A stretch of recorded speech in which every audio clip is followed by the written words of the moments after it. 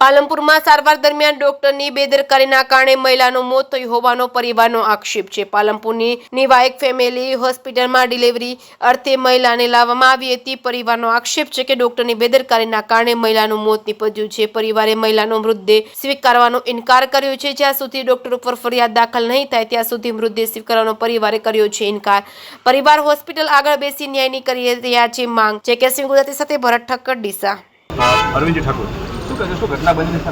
ઘટના એવું છે, અહીંયા ગોપીબેન ઠાકોર કરીને માલપુરિયા ગામના અહીંયા પેશન્ટ છે જે એડમિટ થાય છે, જે પોતાના પ્રસૂતિ સમયે ડૉક્ટર દ્વારા તેમને બાંયધરી આપવામાં છે સારી રીતે ડિલિવરી થઈ જશે, પરંતુ થોડી વાર પછી કહેવામાં કે તમે સિઝેરિયન કરવું પડશે ઓપરેશન। ત્યારે ઓપરેશન માટે થાય છે ત્યારે 2.5 લાખની માંગ કરવામાં આવે છે। 2.5 લાખ માંગ કર્યા પછી તે ઓપરેશનમાં લઈ જાય છે। ઓપરેશન લઈ ગયા પછી 9 થી લઈને 3 વાગ્યા સુધી ઓપરેશન ચાલે છે। ત્યારે એકને એક 2 વાર ઓપરેશન કરવામાં આવે છે, પરંતુ ફરી કહેવામાં છે બેનનું બ્લડ વહી ગયું છે તો બ્લડ મંગાવો તો 28 બ્લડ મંગાવવામાં આવે છે।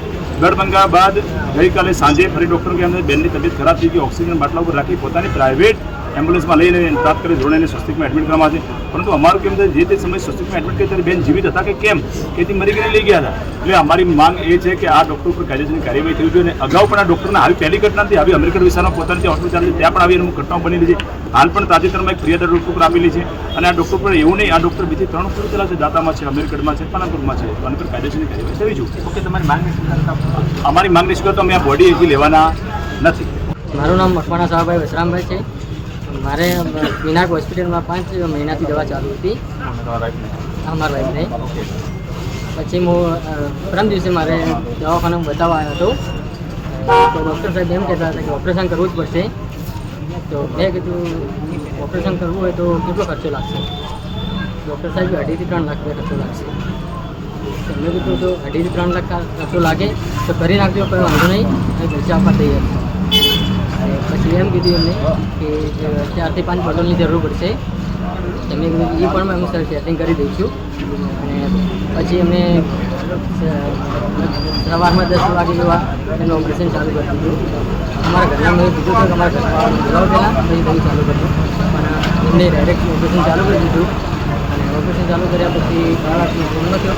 બાળકને લઈને હું મસનો આઈસ્ક્રીમ ગયો હતો, એને ઓપરેશન ચાલુ કર્યું કોથળી નીકાળવાનું અને ઓરનું। એ ઓપરેશન કર્યા પછી બ્લડ બંધ થયું ના, એટલે સાહેબે એ ઓપરેશન પાછું બંધ કરી દીધું ઓપરેશન, અને બ્લડ બંધ થતું હતું એટલે સાહેબે પાછું એ ઓપરેશન બીજા ડૉક્ટર બોલાવીને ખોલાવી અને પાછું એ ઓપરેશન અને લગભગ મને મારા અંદાજથી મેં જે નસ હતી ને મારી અને બંધ કરી ઓપરેશન। એટલે પછી અમને કહે તરત જ તમે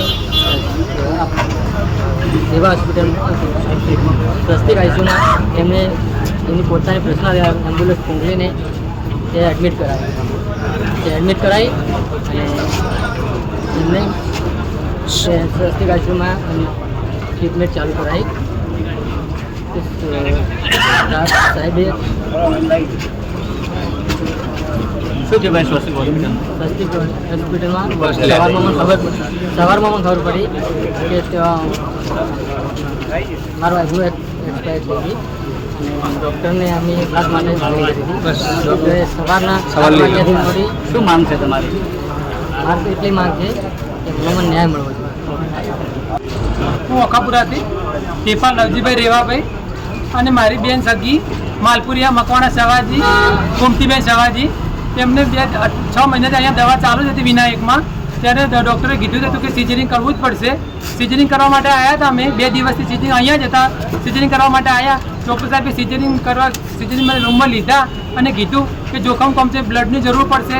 અમે સાહેબે કીધું પણ મને બ્લડે આપી દીધું। 28 થી 30 બોટલ અમે સાહેબને અહીંયા લઈ આપી। ફ્રેશ બોટલ કીધી, ફ્રેશ બોટલ પણ અહીંયા લઈ આપી। તો સરે કીધું હવે ફરી એમને ઓપરેશન કર્યું। 9 સાડા 9 વાગે એમને ઓપરેશન રૂમમાં લીધી, છતાં બ્લડિંગ બંધ થયું ના। છતાં છેવટે પીજી પટેલ સરને બોલાવી, બીજી ટીમને બોલાવી અને સિઝરિંગ કર્યું કે 6 વાગે તમને 6 વાગ્યા સુધી પાછી અમે 2.5 લાખની માંગણી કરી। 2.5 લાખ રૂપિયા થશે, 3 લાખ રૂપિયા થશે। તો 2.5 અમે 3 લાખ રૂપિયા 4 લાખ રૂપિયા આલવા તૈયાર હતા, પણ અમારો જીવ જોખમમાં ના મુકાવો જોઈએ, બંનેનો જીવ જોખમ ના મુકાવો જોઈએ।